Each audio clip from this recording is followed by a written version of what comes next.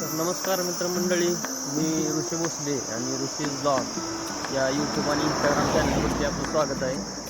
तर तुम्ही बघताय आज मी सकाळचे आता वाजलेले आहेत, जवळजवळ 6 वाजत आलेले आणि थोडं अंधारात आहे अजून. आज आपण एक नवीन सुरुवात करत आहे. आज आपण म्हणजे व्यायामाला सुरुवात केली आणि आज जर शनिवार असल्यामुळं आटपाडीचा बाजार जरा वाहनांची वर्दळ पण चालू झालेली आहे बाजार असल्यामुळे.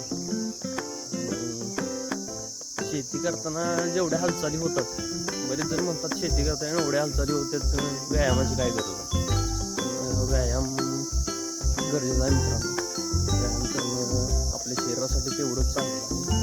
शेतीमध्ये हालचाली होतात नाही असं नाही, पण सकाळचा व्यायाम किंवा संध्याकाळचा व्यायाम करणं हे म्हणजे बॉडीला वेगळंच राहतं. शेतीची कामं करणं हे वेगळंच राहतं. त्यामुळे शेती कामाबरोबर आपलं शरीर पण जपणं गरजेचं आहे. त्यामुळे सुरुवात आज केलेली आहे. लवकर उठायचं म्हणल्यानंतर होतच नाही, पण तरी पण थोडं म्हणजे प्रयत्न करत आज मी चालू केलेलं आहे. प्रत्येक शेतकरी मित्रांनो व्यायाम करणं गरजेचं आहे. आपल्या शरीराला सांभाळत राहा. आपलं शरीर आहे तर आपण शेती करण्यास समर्थ आहे. शरीर जर साथ देत नसेल तर मग शेती करणं अवघडच काम आहे, कारण आपलं कामच शरीरावरती आहे. शेतकऱ्याचं काम हे स्वतः शरीर व्यवस्थित असेल तर शेती करता येणार.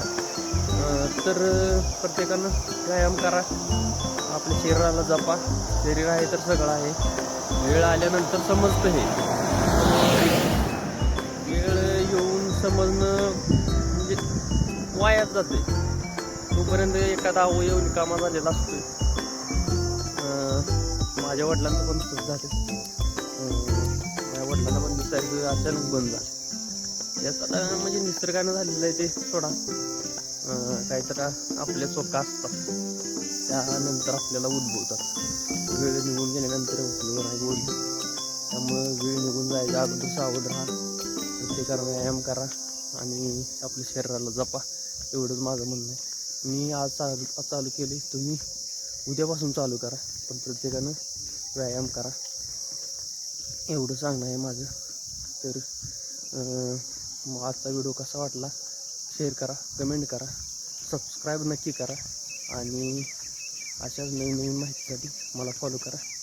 धन्यवाद.